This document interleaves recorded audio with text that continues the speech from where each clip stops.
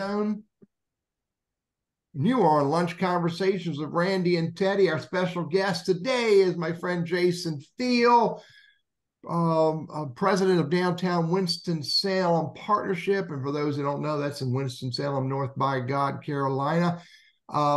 This is show number 192. And wow, has it been a journey. So for those who have never met me, I'm Teddy. I'm a LinkedIn strategist. I work for a company called Burriss Consulting, Inc., which means I work for the lady I sleep with.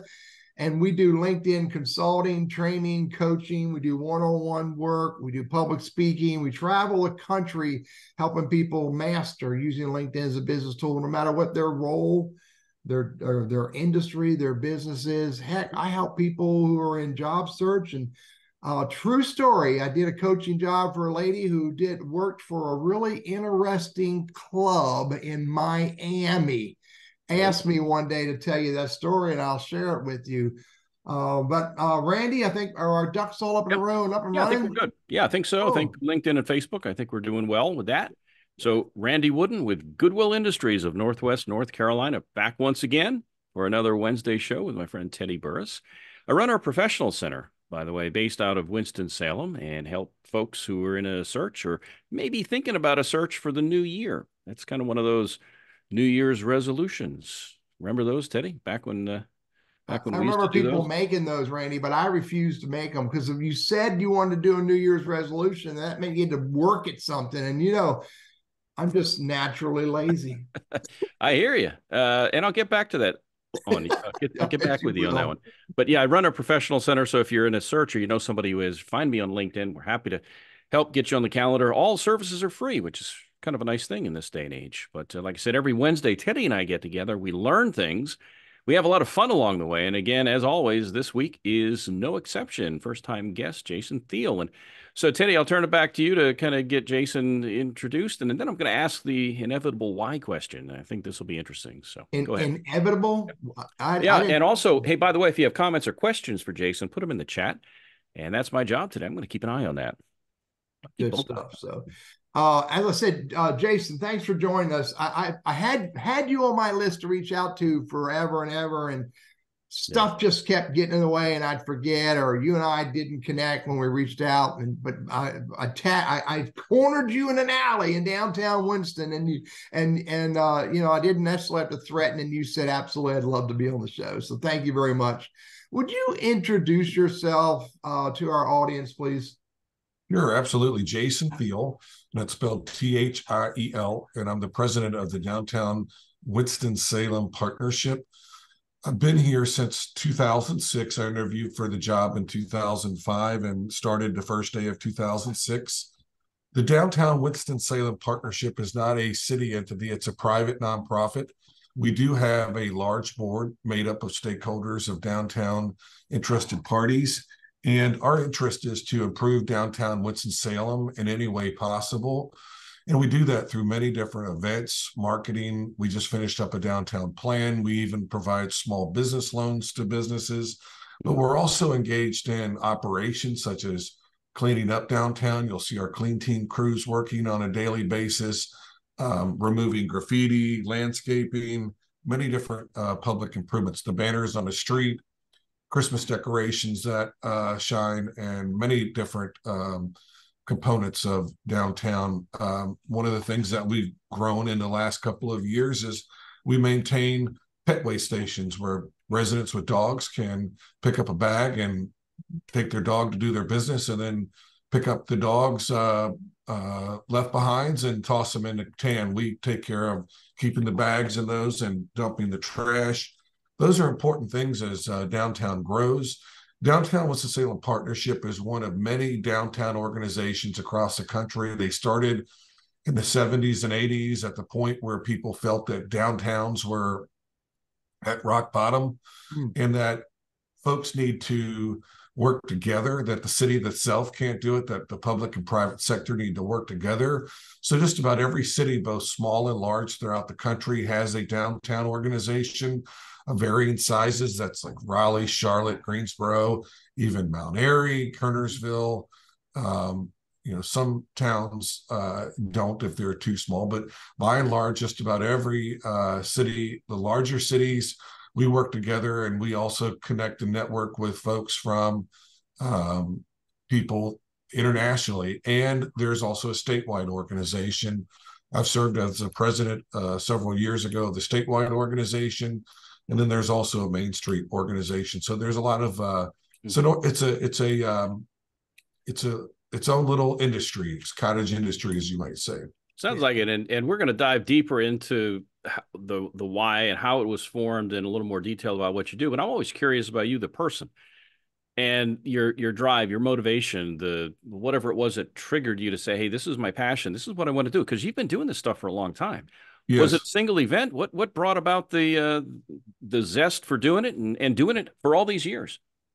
So I went to college in Philadelphia at Temple University after being a student. I was born in Wisconsin, grew up in Mississippi and Pennsylvania, mostly in suburban areas. I didn't spend a whole lot of time in downtowns until I was about 18. And then I went to school in Philadelphia. And at the time, in 1989, the city of Philadelphia was in rough shape. And Temple University was in a very difficult, struggling part of the city. So I'd always read about the history of our country, was interested. I just couldn't believe that a U.S. American city, and most of our American cities were in such tough shape in the 1990s.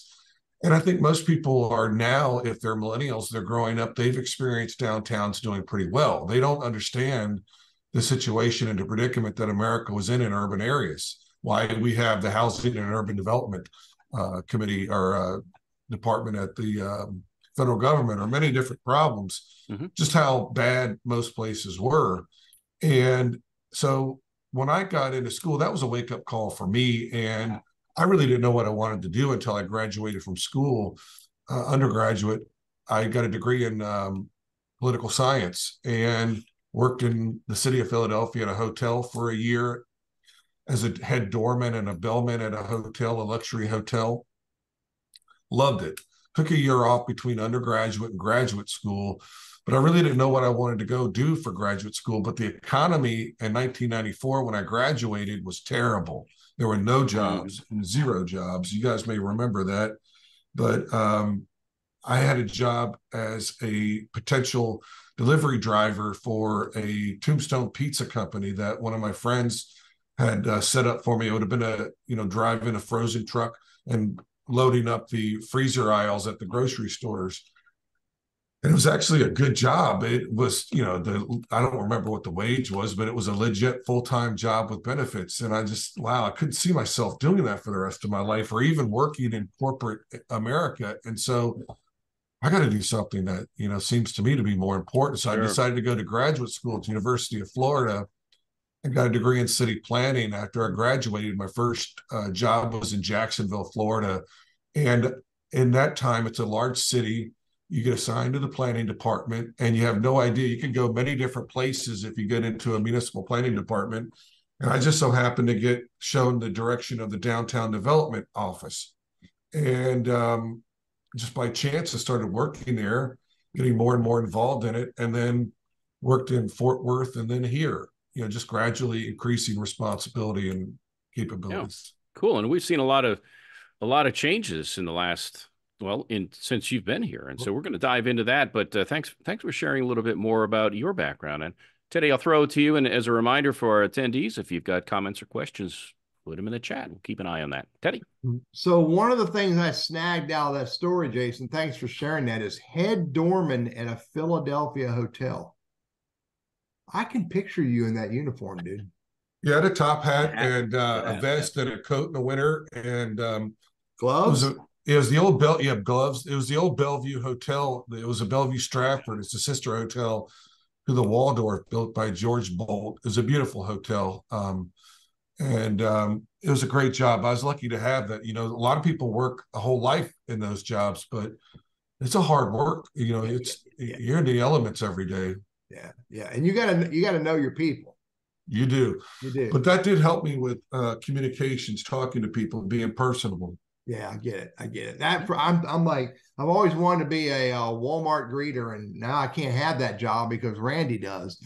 But I'm like, wow, a hotel doorman. I could enjoy that. I really could. Oh, I hear you. Yeah. So Downtown Winston-Salem Partnership. Thank you for sharing. That's private nonprofit. You said that the partnership has funds available for business. Did you say loans or grants or both? Loans and grants. We do a number of different things. For instance, we do what we call, in the grant side, we do street level improvement matching grants, or the acronym is SLIM grants. And we do funding for grants up to $5,000 that have to be matched by the business owner. And those monies can be used to improve the storefront appearance of the business, such as signage, street furniture, paint, anything that will make it look better to their customers. Yeah, and to the residents and the population of the town. We've done 3 rounds of those grant cycles, and we'll make announcements in the public via our newsletter. People want to sign up for our newsletter. DowntownWS.com is where they can go to pick up all that info. And I know you put that in the. I dropped out there. Yeah. So is there a foundation behind that, Jason, or is it all built into the DWSP? Yeah. So the Downtown Winston-Salem Partnership is set up as a tax 501c6, not a C3. And we do that because we have annual members, and you really can't be a C3, a charitable donation, with members, because that's just the way it is. But we do have a companion organization, a C3, which most C6 organizations do have a companion foundation. Our foundation board met this morning.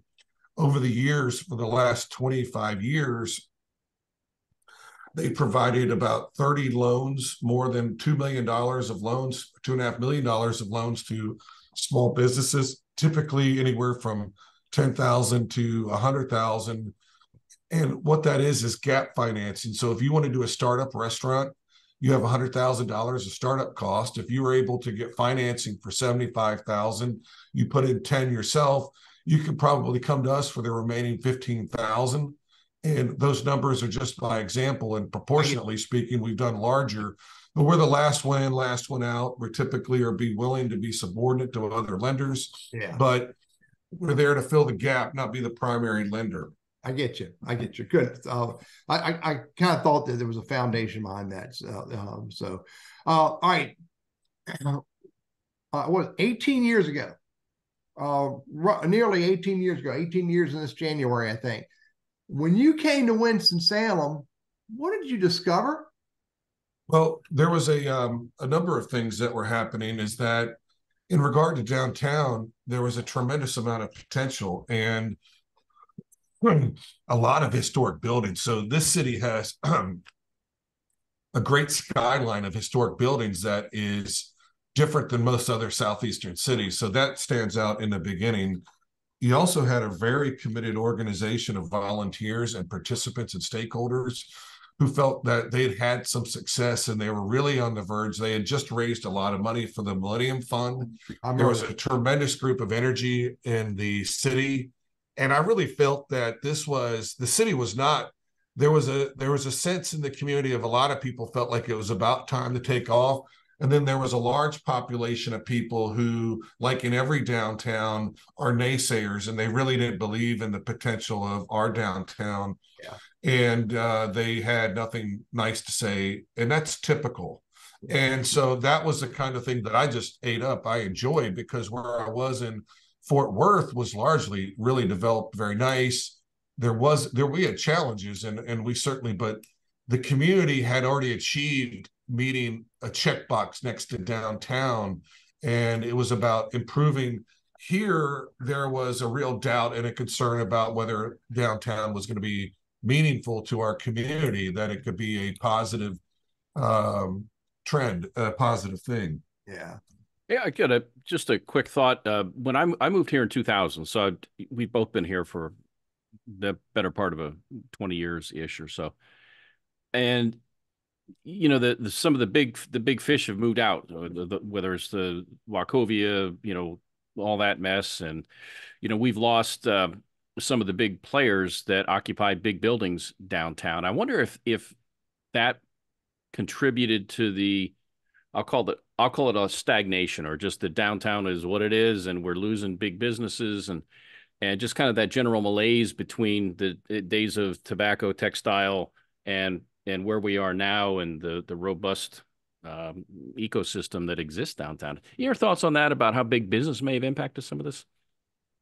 Yeah, it's definitely a variable, and so the city was largely built on the large use of several larger companies, Yeah. and everybody knows the names of those companies, and they've slowly, like many multinational corporations, and this is not just in Winston-Salem, but in every city across the country, that most large companies, Fortune 500 companies, in most mid-sized cities, they're still involved in the community, and all of these companies are still involved in the city, but their focus is largely on shareholder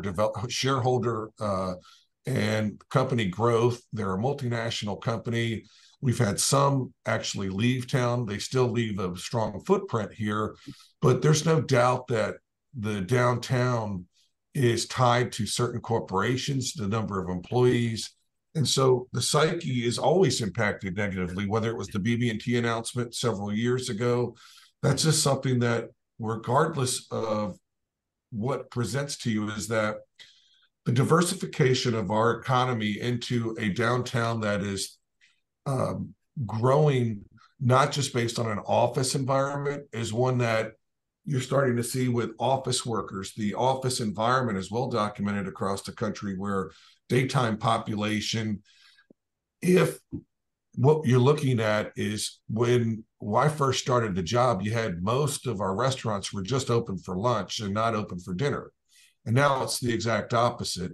We didn't have a lot of housing back then, and we had some bars, but we didn't have as many as we have now.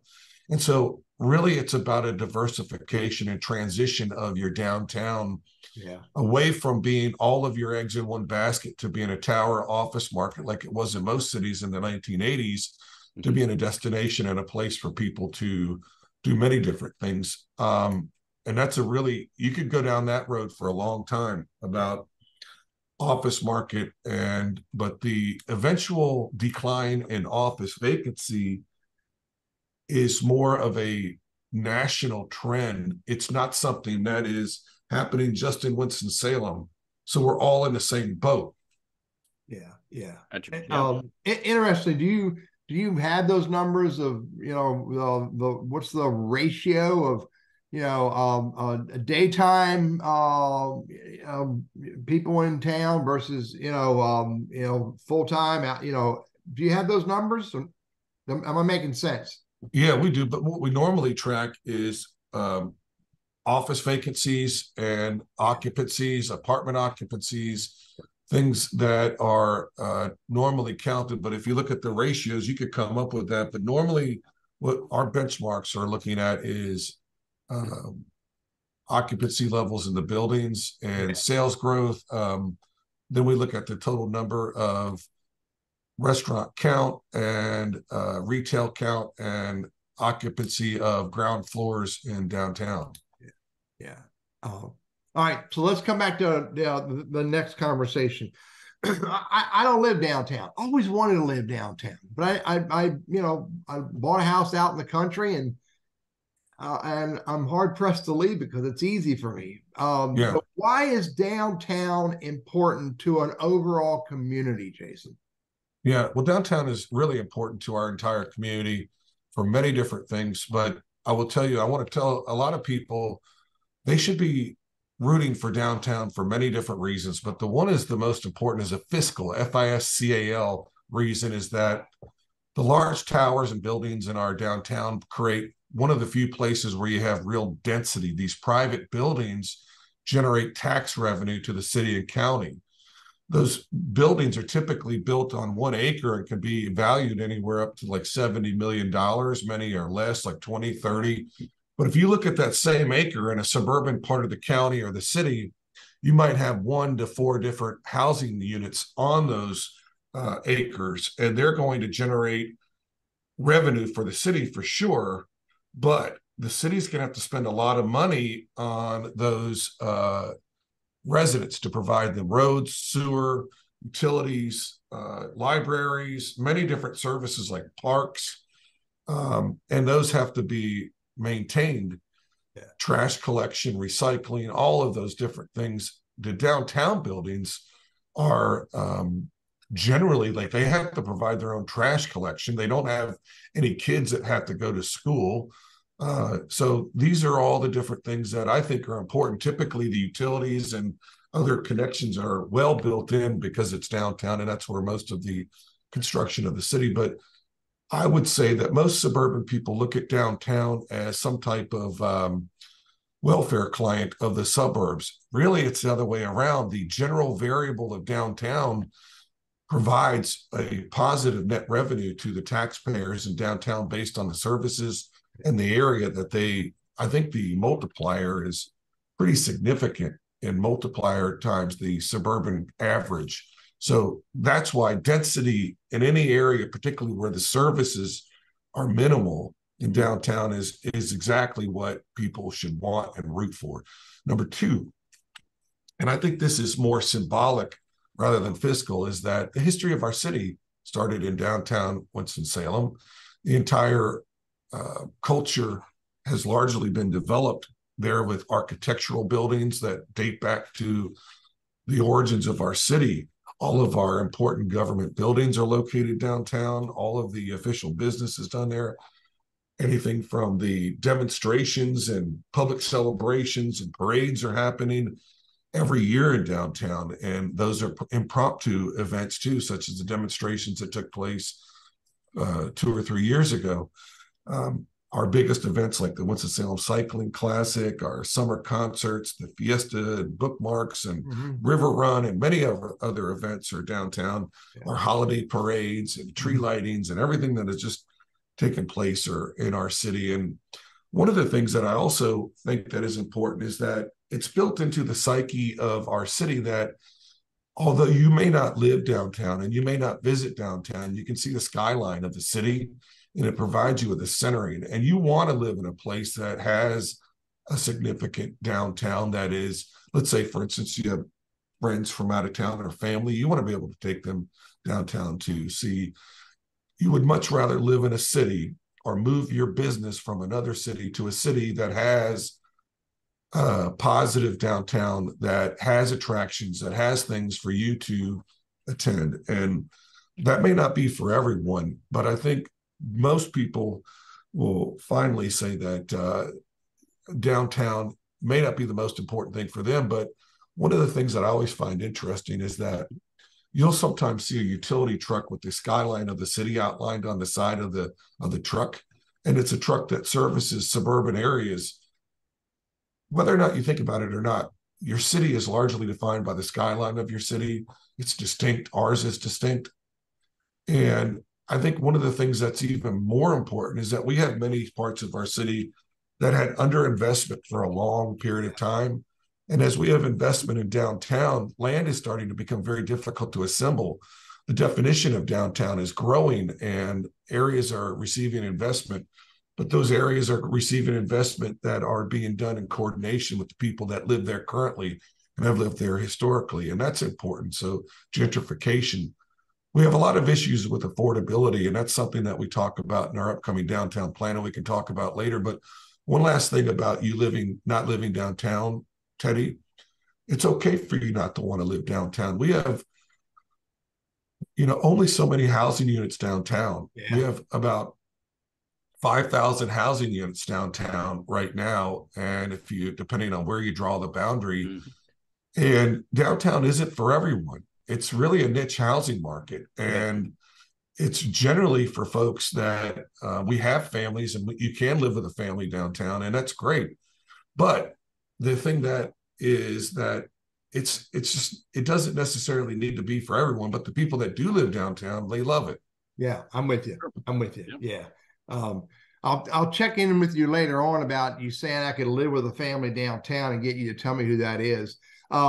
Randy, do you want to take that question from Perry? Yeah, I can do that. I guess I want to tee it up first because I am kind of curious. So Greater Winston-Salem Inc., and their role, and how do you kind of work in conjunction with them? And that kind of dovetails with the question that Perry has. He looks like he's a manager for an engineering firm. They're looking to open up an office, Winston, Greensboro, somewhere in the Triad area. And is there a little checklist that says, here's why Winston makes a lot of sense? And I know that's part of the whole thing that Greater Winston-Salem Inc. does. They got to sell the community, if you will. And so how do you work in conjunction with them? First off, what's that relationship look like? Absolutely. So our sister organizations, they're a larger organization than we are, and we're focused on a very finite list of space here in downtown Winston-Salem. Okay. So we're geographically limited. They're region wide, and they're the large big brother, the parent organization, and they take care of both business retention and recruitment for the entire area, the city and county combined, and they call it Greater Winston-Salem. So that's important for them. So if they have a large company, their recruitment plus their mission is much larger in focus. And we know where the lines are drawn and responsibilities. That, for instance, if you're a housing developer and you want to look at spaces in downtown Winston-Salem, we're the people you'd come to. If you want to build a storefront, lease a storefront building in downtown, that's who you would come to. If you want to do an event downtown, if you want to get involved in the politics of downtown, largely you're going to get involved with our organization. However, it may be that you're a very large company, you want to buy a big building, and it may be something like where you're looking to, you're also going to work with Greater Winston-Salem. We also work closely with the Arts Council. Mm-hmm. And Visit Winston-Salem. The Arts Council is involved in community arts, and which is often synonymous with downtown. And then you also have Visit Winston-Salem, who works on tourism and people visiting from outside of our community, which is also a very important part of downtown overlap. Yeah. So I'll take, and also Cindy, who's I think more in the High Point area. And so the triad is, you've got Greensboro, Winston, High Point. And what is it? Perry is considering relocating an engineering firm here. So I guess he's looking for the why. Why is Winston the destination for this? What are some of the advantages that Winston has, perhaps over, let's say, Greensboro, High Point? How do you measure those, or how do you stack them up against each other? Well, obviously, I work for the Winston-Salem end of things, and so I'm going to talk about how we have a distinct culture here in Winston-Salem, and we're the community of the arts and innovation. We have many different components of vibrant downtown. We have a great innovation quarter, a great healthcare system, a great school system. And I'm going to talk about the cost of living here in Winston-Salem, although there's not a big distinction in the cost of living between any of our communities. But generally speaking, what we normally do are competing against larger, more further away cities. Mm-hmm. People are generally considering Birmingham versus Winston-Salem. They may be looking at Greensboro, Winston-Salem, but there's a lot of people that live in one of the three cities and work in one of the other three cities. Mm-hmm. Generally speaking, what people are looking at is just, they all have different strokes for different folks. You have people that want something different in each community, and it may be something quite differently. But, obviously, I think Winston-Salem is the best place to live in the Triad, but that's a subjective answer to some people. To me, it's not, but it is. So I think that's in the eye of the beholder, but I generally I don't try to negatively talk about anyone or anywhere else. I try to talk about the positives of what we have to offer in downtown. And that's one of the things I like about our triad, because I've met with all the folks in Winston, Greensboro, High Point, and all of these different areas are relevant. And we had Nancy Vaughn on the show. We had Alan Joins on the show, and none of them talked bad about their sister part of the triad. So that and it was always about the positives that they see in their city. And I'm with you, Jason. I refer to Winston-Salem as home. Anybody asks me where I live, I don't tell them Hillsdale. I live in Winston-Salem, and because I'm pretty proud of what my city has become. So we're at the bottom of the hour. Randy and I have an important message to share with everybody. We do. So Well, Yeah, we do. didn't you tell me we did? You told me Public, you wanted me to share it. public Here's the service announcement. Yeah, here we go. yeah, it's no Dale, no drum roll. No drum roll. This is show 192. We will execute 194 shows, and then the show will come to an end. It has been an absolute pleasure. I think I'm speaking for Randy when I say those words. Enjoyable beyond all measure. The show has achieved its goal, and now there are other things that we need to go do. Randy, did I miss something?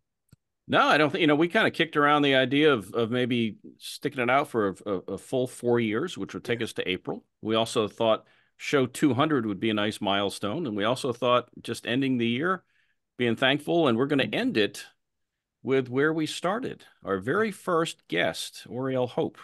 Yeah. She'll be back, and we're going to reminisce a little bit. We're going to invite, at least by email, all of our past special guests. Yeah. And also everybody who has registered over the years. They're going to get a note that says, hey, this is the last one. So we hope it's kind of almost like a this is your life kind of thing. Just have a little fun and reminisce and look forward to the future. I know, Teddy, you've got some things going on, and I just took on a new side gig. Side gig with the Village of Clemens. Yeah. And so there's life goes on, but man, we've loved it. I know I could speak for you too, Teddy. Yeah. It's been the highlight of the week. So that's not this coming Wednesday. It's going to be the 27th. That's our 27th. We did the last show. Yeah. There you go. So now you know. So let the world be on notice. So again, if you have comments, questions for Jason, put them in the chat. We'll work them in. We've had some good ones so far. And Lynn, if I might throw this one in, Teddy. Yeah, go ahead. The housing piece, because I think, Jason, you mentioned, Jason, about if somebody's interested in housing, that they reach out to you in your organization. So her question, Lynn asks essentially, hey, look, a lot of this downtown new development is apartments. And are there plans to build condos that people can own and not rent? Or what's the game plan with that? Yeah, so downtown housing has largely been for rent, and I think the number is about 90% of it, in fact. Oh, really? Yeah, and so generally speaking, most of the housing units have been built by out-of-town developers, and the out-of-town developers are largely like the Grubb Properties folks, the PMC Property Group, and several other groups. Some of them specialize in affordable housing, historic preservation, and oftentimes the historic preservation tax credits require that they be income producing or for rent for the first 5 years. After that 5 years, they can sell them. But the new construction generally does not have to be. And the folks that are apartment builders, that's just what they do. They don't do, some of them will build the apartments, lease them up, and then sell the entire apartment to companies that own apartment buildings. But generally, that's where the demand is. For the cost of building for sale housing is pretty high right now. The materials and the labor has been part of the problem with the affordability component right now throughout the country. But in order to, there's a lot more risk in the for sale. The developer has to take out a loan, they build the housing. And my hope is that we'll see more, and that's part of our upcoming downtown plan, is that we have issues with affordability, and we also have issues with the diversity of types of housing. So I think your question is exactly right on point with, we need more for sale.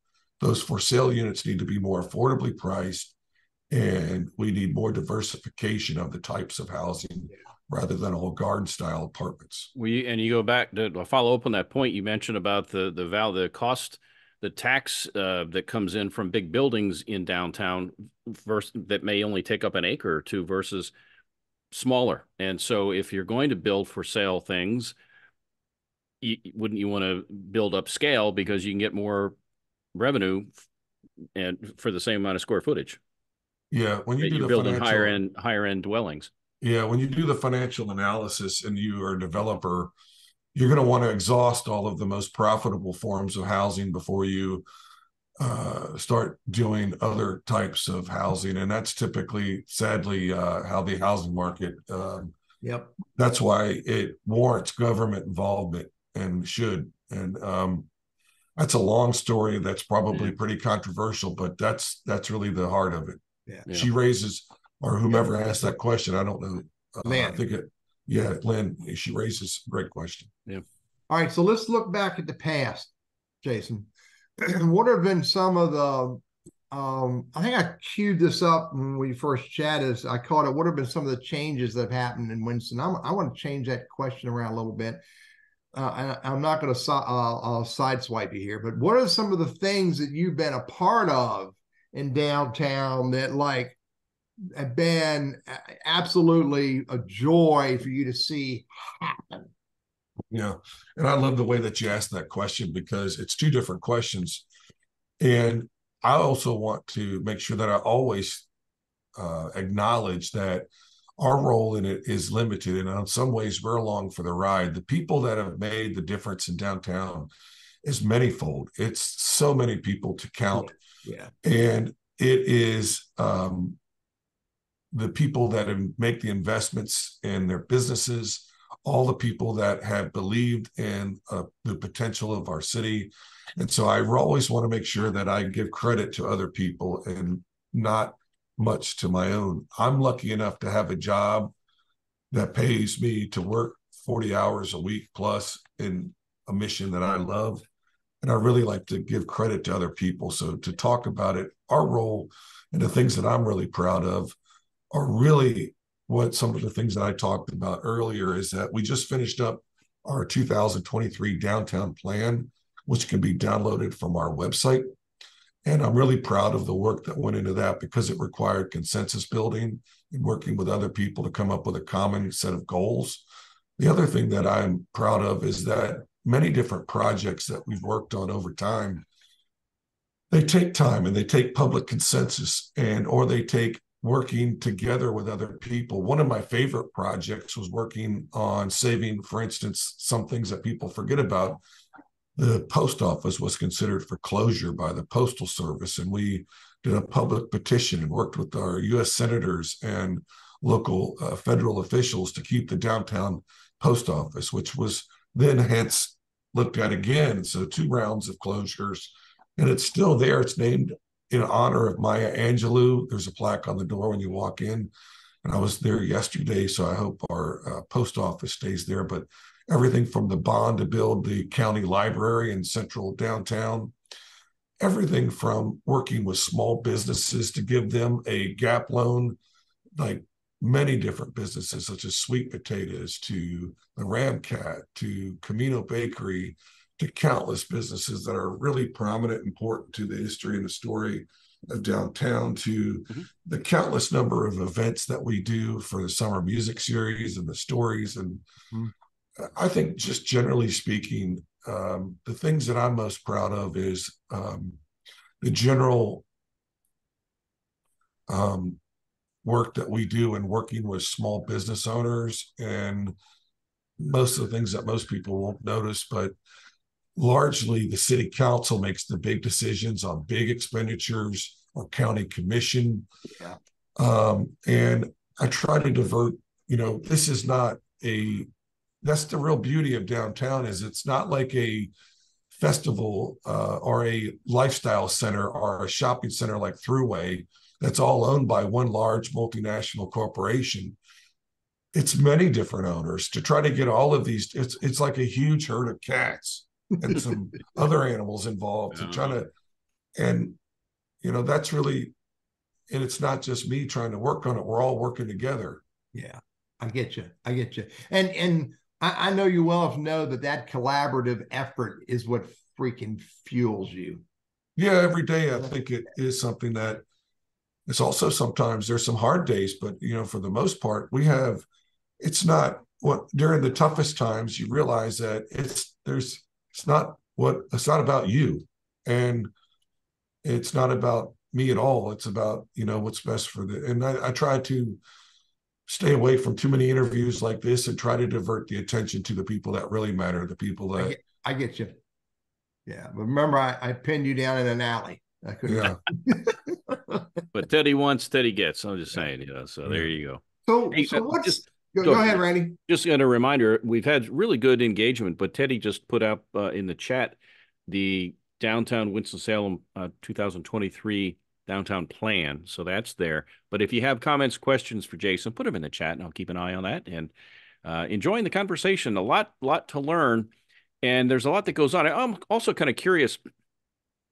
You have different entities competing for dollars, and how that's all decided, we don't need to get into the detail, but I've got to think that can create some tough decisions. I mean, there's a finite number of dollars out there, and that process of deciding where to allocate dollars. If you'd like to speak to that, I won't put you on the spot with that, but I mean, that's got to be one of those downsides where you just hate to say no, but it's not a bottomless pit of money. And so how do you prioritize that kind of stuff?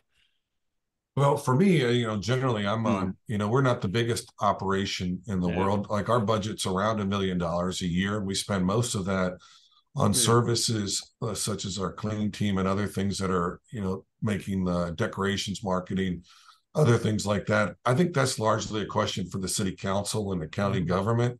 And we're amongst many different groups that are trying to get annual allocations for things like events or operational funds. And they have to make the difficult decisions with limited revenue. So our city manager is probably the one that, I just, if I had to not be any job, or I look at somebody that's got a hard job, our city manager, or town manager in any town, that's the toughest job. We had him on the show, Jason. Yeah. We had the Lee. It drove him into retirement. That's how tough we were. That's a tough job. Yeah. So, all right. So what's going on downtown right now? That's one of the newest things happening that's really moving the town to a whole nother level. Well, I think one of the things that's very exciting is in February or late or spring, we hope to see a huge changing of the area around 3rd Street, just south of Marshall Park, with the opening of the Children's Museum, Palladium. And I had an opportunity to take a tour of that a couple of weeks ago. And I have to say, I'm so excited about the children in our community going to this new building and the fun that they're going to have.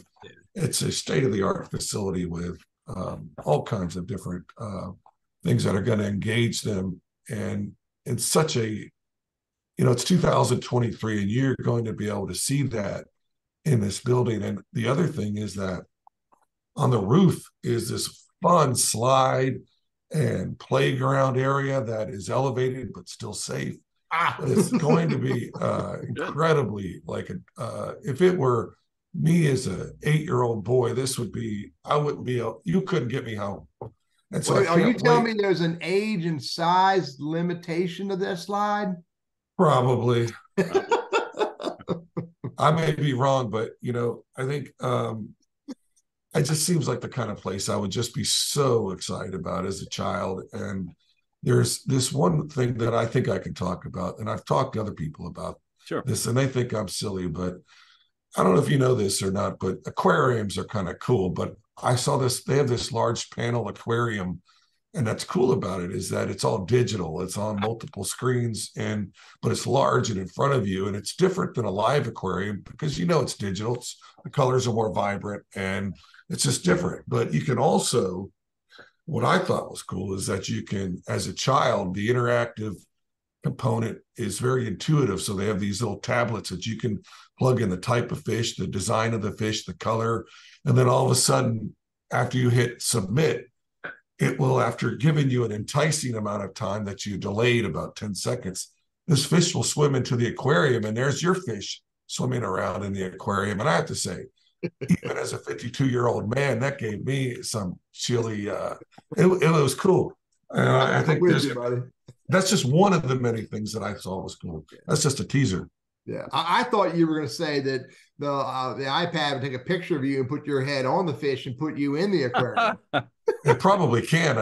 Although I think they have it limited in its choices now. Might freak out some of those kids that don't want to do that. Randy, you got anything? Yeah, Lloyd had a question and comment. He says, what role do you see the museums, Caladium and Muse Winston-Salem, playing in the downtown Winston-Salem scheme of things in the future? Well, I hope that first of all, the connection we walk between the two is something that we can work on. The strollway from the museum at Caladium down to the Muse has a wonderful bridge, and you have the strollway once you get across the bridge. But the strollway was connects to the overland bridge that was part of the Creative Corridors effort. Is beautiful with landscaping. But once you get to First Street to Third Street, where the Children's Museum, Caladium, it looks like it's seen better days, and it was recently repaved, which makes it look a lot better. But we need to replace the lamp post, and we need to replace the banners. But I think largely what I would like to see is that the Muse up to the area north of Caladium, all of that becomes a connective area all the way from the School of the Arts all the way up to Industry Hill, and that becomes a spine of cultural attractions, and that the Muse becomes a place that people can come and learn about the culture of our city and our region and its history, and that they can also go to other venues, and it becomes our little emerald necklace that's unhitched and laying north to south along downtown. Yeah, I got you. So the next thought I had to talk with you was, okay, this is where we have going on, and maybe you touched on it a little bit now. What are some plans that are can be public today about what's going on next year? What are big things in front of downtown Winston-Salem? So that's a great segue into our 2023 plan, which you can view downtown and was featured on several. I dropped it in chat. Yeah, there's so many components of that, but there's transactional things like the conversion of Liberty and Main to two-way streets, which was really part of the old plan and yet to be implemented. But the big ideas that came out of the downtown plan for us, I think the two that stand out the most is that we've called for a new amphitheater in our city, one that would be like the Red Hat Pavilion in Raleigh. Now, we know that the specifics of that need to be warranted. And so the first step is doing a feasibility study. And so right now I'm in the process of raising money to pay for a feasibility study for an amphitheater. Hopefully that amphitheater would develop us with a feasibility that would then develop a budget for construction, location, and operations. And then that would have to be funded throughout many different groups and camps. But we're on the front end of starting to work towards an amphitheater. Now, with a lesser price tag, and something that we would also like to do is we'd like to have a multi-use park that includes a playground, a real dynamic playground for children and families, but also have a in-ground skate park that would be accessible to both skateboarders and bicycles, BMX bikes. And so those are the two main items that are in the plan that are larger ticket items in the downtown plan. But there's many other components of the project. For instance, the thing that is going to be really key for us is that while we just finished, and I say we in the vernacular of meaning like the collective we, is that the county finished the county courthouse, and it's beautiful. Yeah. The old county courthouse is now vacant and left behind. And so the county is going to be selling that property. And I think we're going to be really keen to try to assist in whatever way we can to make that building reoccupied. And the other building that was left behind with BB&T's departure and their merger with SunTrust into Truist is the old green building that is on the skyline that we think could be converted to some other type of use. With office market being in decline nationally and challenged in just about every other city, we wonder if an adaptive reuse of the building towards housing might be something that would be successful. Yeah. Do you know what percentage of occupancy? Go ahead. Teddy's interested in pickleball courts. So I mean, when are those coming up? Well, but Jason also threw out this idea of he and I what I wrote, I just wrote it. A more dynamic playground. Oh, for you and I to take our bikes out and go biking together on the, Hey, all these things all cost money, and again, there's finite amounts of pie to go around.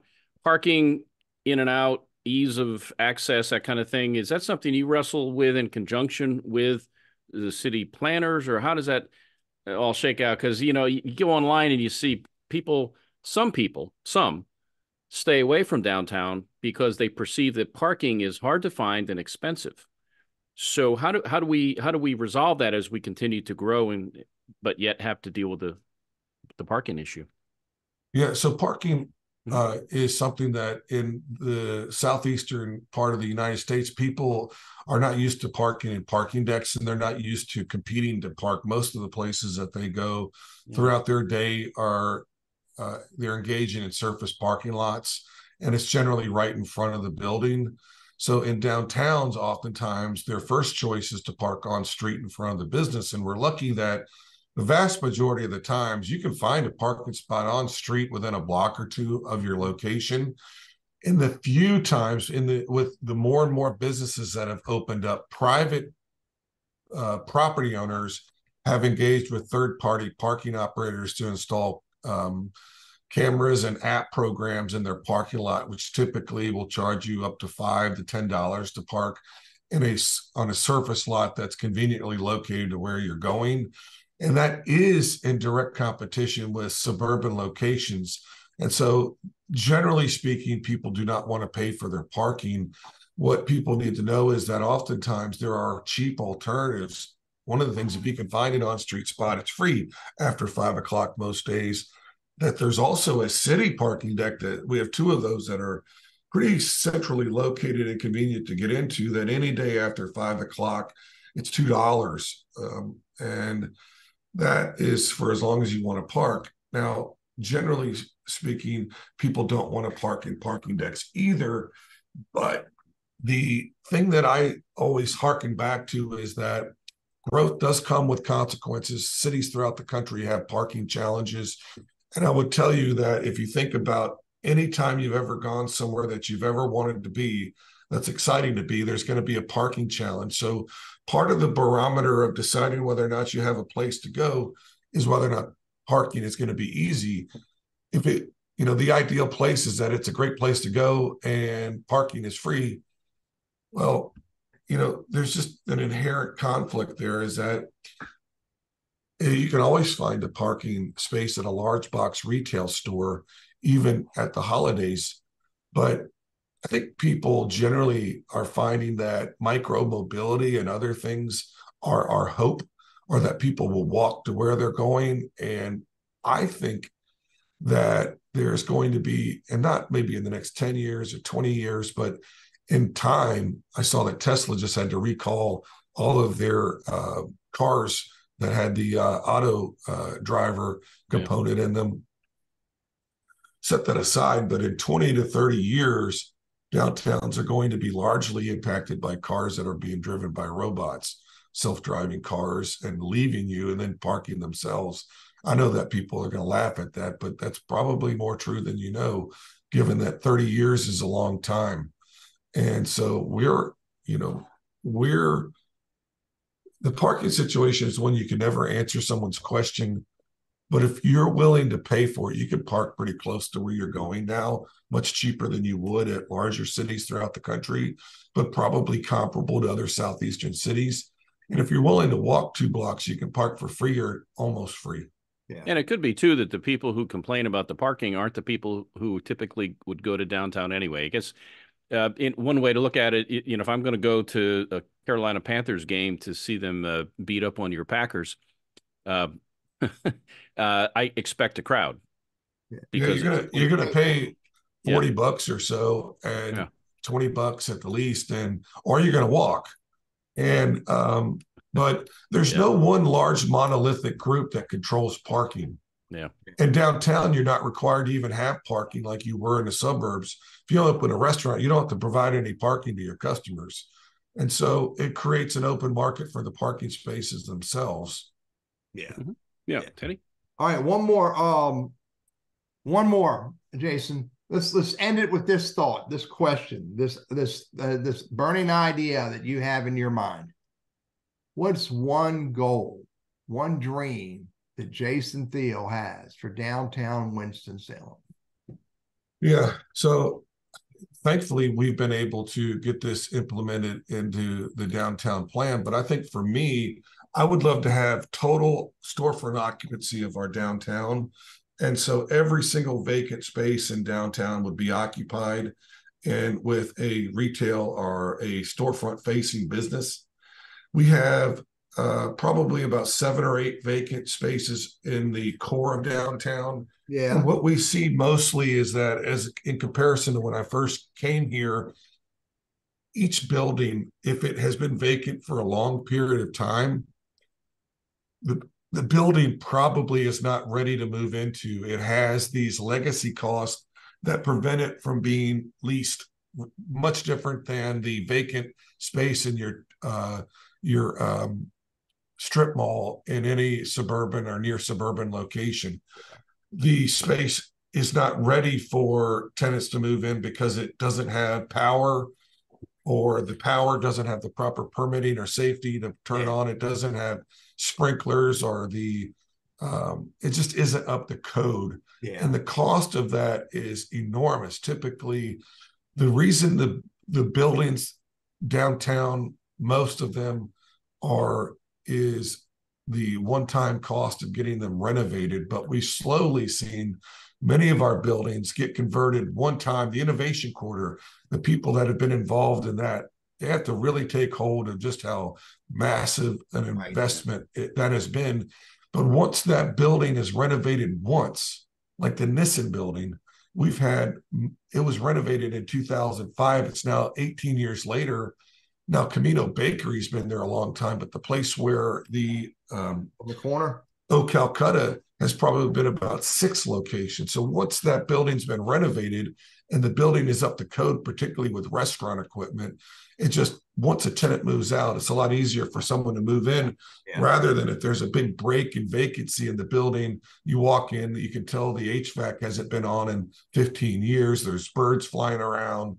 We have much less of those buildings. So my goal would be to get every single building in downtown occupied. That would be my long-term vision. That would be something.